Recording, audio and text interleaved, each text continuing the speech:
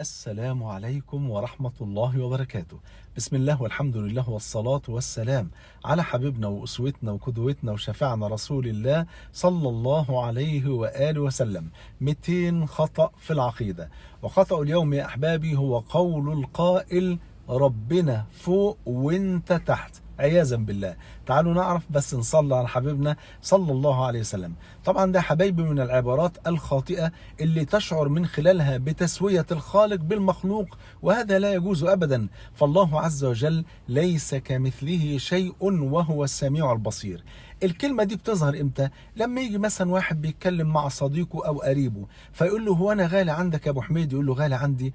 والله العظيم انت اغلى واحد عندي في الدنيا. اقول لك ايه؟ ده ربنا فوق وانت تحت عياذا بالله.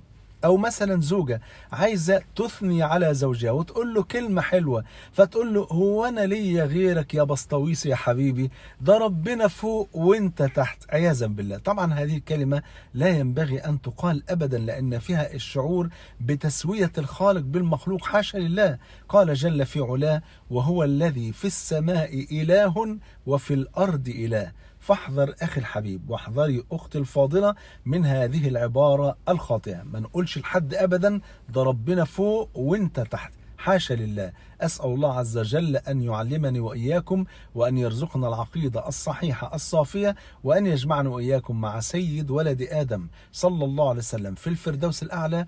بحبكم في الله، والسلام عليكم ورحمة الله وبركاته.